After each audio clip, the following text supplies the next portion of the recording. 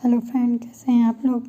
तो फ्रेंड, आज हम लोग पढ़ेंगे सेल्स क्या होता है, इसके क्लासिफिकेशन कौन से होते हैं और इसके फंक्शंस क्या क्या होते हैं। तो चलिए बढ़ते हैं। सेल जो होता है वो फंडामेंटल यूनिट होता है लाइफ का जीवन की इकाई है।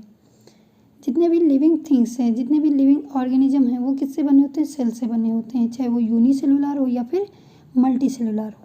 All living cells arise from pre existing cells. जो लिविंग सेल्स होती है वो कहाँ से अराइज होती हैं? प्री एग्जिस्टिंग सेल्स से। मीन्स एक सेल्स अगर डेड करता है तो दूसरा सेल्स क्या होता है? डिवीजन के दौरान वो अराइज होता है। The cell is the basic unit. ये तो मैंने बताया कि जो बेसिक यूनिट होता है लाइफ का और स्ट्रक्चर का। सेल थियरी टाइमलाइन 1674 में एंटोनी वान ल्यूवेनहॉग ने ऑब्जर्व किया था सेल को, और 1665 में रॉबर्ट हुक ने क्या किया था? डिस्कवर किया था सेल को।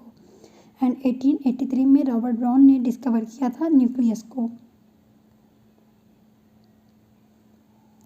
Unicellular organism. यूनि मीन्स होता है single, cellular means cell. Organism, single cell से जो ऑर्गेनिज्म बने होते हैं उनको कहते हैं unicellular organism. Like euglena, paramecium, yeast.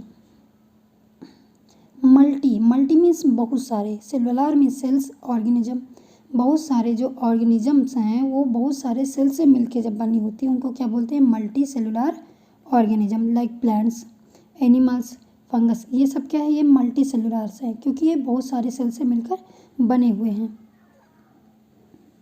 Multi cellular organism microscope से जब हम देखेंगे तो कैसे दिखेंगे? लीव्स के अंदर देखिए बहुत सारे सेल से क्या बना हुआ है? लीव्स।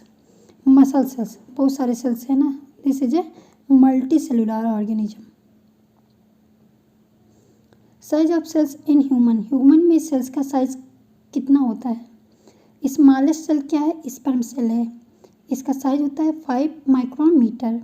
लार्जेस्ट सेल जो है वो ओवम है, इसका साइज होता है 120 माइक्रोमीटर। एंड लॉन्गेस्ट सेल जो होती है वो होती है नर्व सेल, इसका साइज होता है 1 मीटर।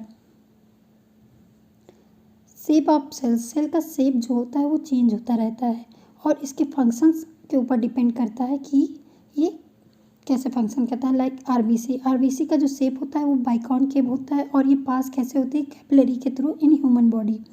नर्व सेल जो होती है वो ब्रांच होती हैं जो कि कंडक्ट करती हैं क्या? इम्पल्स को from one point to another point.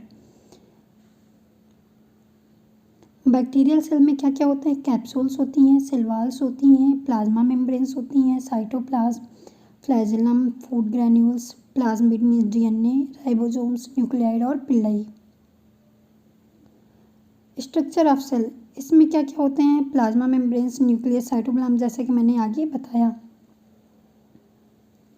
Plasma membranes ये क्या होती है? थिन होती हैं, इलास्टिक होती हैं और ये सेमी परमिएबल मेम्ब्रेन होती हैं। किससे बनी होती है? 2 लेयर से बनी होती है। वो भी 2 लेयर किसकी होती हैं? लिपिड मॉलिक्यूल्स की होती है। और इसके अंदर क्या होता है?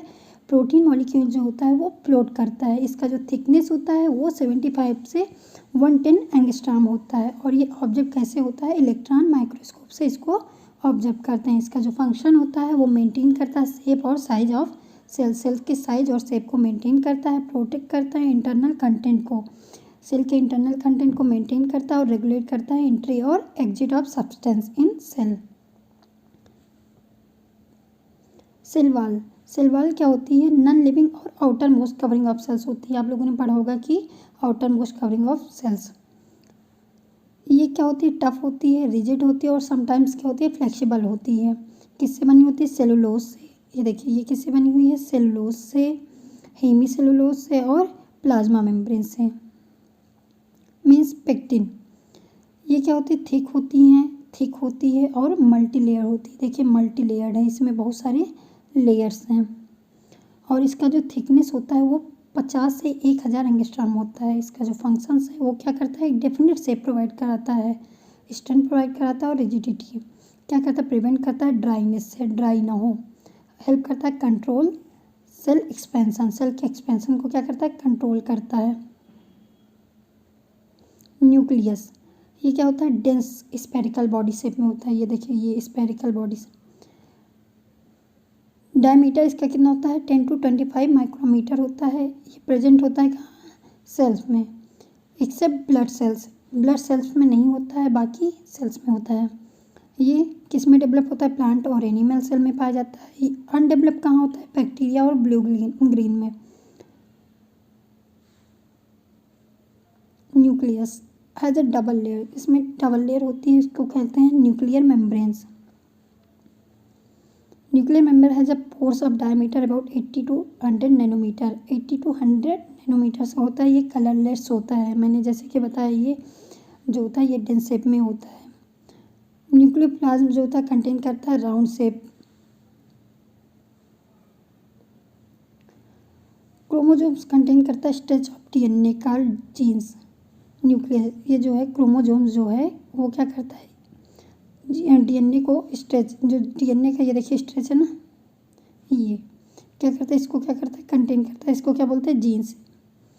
जीन क्या करता है? ट्रांसफ़र करता है इंफॉर्मेशन को from one generation to another generation में। क्या करता है? इंफॉर्मेशन को ट्रांसफ़र करता है। Function control all the cells activity, जितने सेल की एक्टिविटीज़ है like metabolism, protein synthesis, growth and cell division, ये सब क्या करता है? कंट्रोल करता है। और हेरिडिटरी इंफॉर्मेशन को पहुंचाता है, स्टोर रखता है। जो जीन्स होता है वो क्या करता है? हेरिडिटरी इंफॉर्मेशन को स्टोर रखता है। साइटोप्लाज्म ये कैसा होता है? जेली लाइक मटेरियल होता है और 80% वाटर का होता है। प्रेजेंट कहाँ होता है? ये प्लाज्मा मेम्ब्रेन और न्यूक्लियस के बीच में प्रेजेंट होता है। कंटेन करता है क्लियर लिक्विड पोर्शन। देखिए मैंने बताया 80% वाटर का होता है, तो इसमें क्या रहेगा? क्लियर लिक्विड पोर्शन रहेगा। कल उसको क्या बोलते हैं? साइटोसोल्स और वेरियस पार्टिकल्स उसके अंदर होते हैं। पार्टिकल्स में क्या क्या होते हैं? जैसे प्रोटीन्स हो गया, carbohydrate, nucleic acids, lipids and inorganic ions. Golgi body ये किसने किया था डिस्कवर? कैमिलो गोल्जी ने डिस्कवर किया था गोल्जी बॉडी को।